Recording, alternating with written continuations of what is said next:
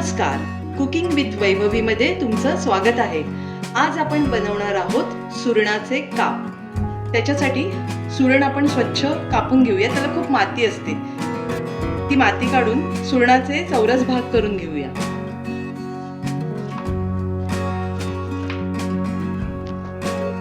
हे बघा, आपण आता माती काढून घेतली आहे सुरणाची आणि आपण असे मीडियम साईजचे, खूप पातळ नाही खूप जाड नाही, असे एवढे स्क्वेअर वगैरे असे तुकडे करून घेऊया।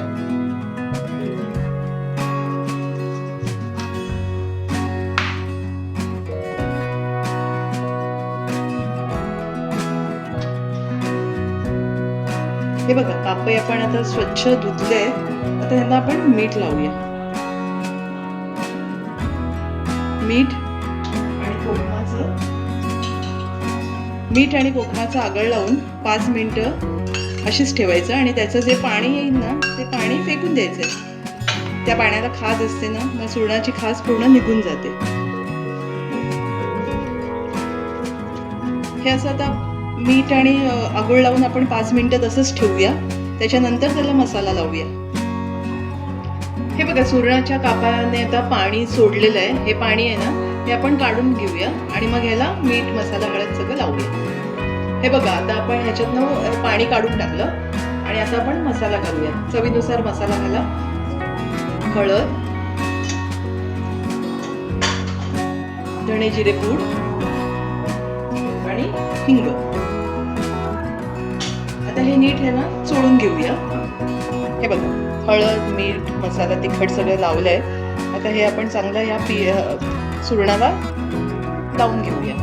आता काय करूया, आपण तांदळाचं पीठ आणि रवा मिक्स करून त्याच्यात हे गोळवून तव्यावर तळून घेऊया। हे बघा, आपण पॅन तापत ठेवलंय। आता आपण त्याच्यात तेल घालूया।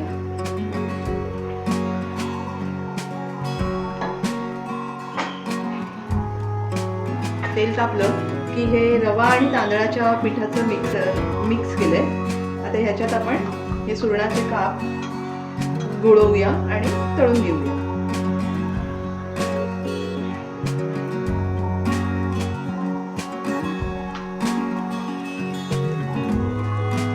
गॅस थोडा मंद ठेवा, खूप फास्ट ठेवू नका गॅस, कारण मग ते करपतील आणि नीट शेकले जाणार नाही। असे सगळे आपण लावून घेऊया एका रांगेत।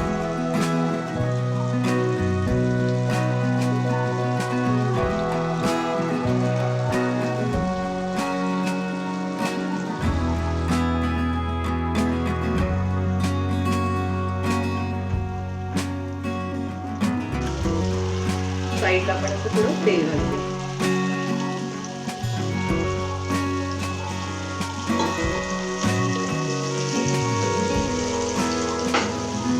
थोडं मंद गॅसवर आता हे शेकून घेऊया।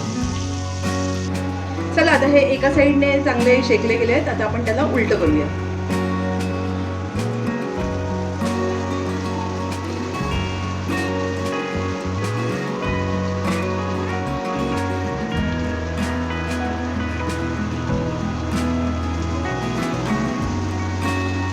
सगळे आपण उलटे करून घेऊया आणि दुसरी साईड छान शेकून घेऊया आणि मग रेडी आपले सुरणाचे काप। हे बघा, आपले कापे आता तयार आहे। आता हे शिजले कसे समजायचे, तर काय करायचं, सुरीचं टोक घ्यायचं आणि ते बघायचे। हे बघा, पटकन आत जाते, त्यामुळे आपण समजायचं की आपले कापे शेकले गेले। आता ही डिश आपली रेडी। तर मग आपण आता सर्व करूया।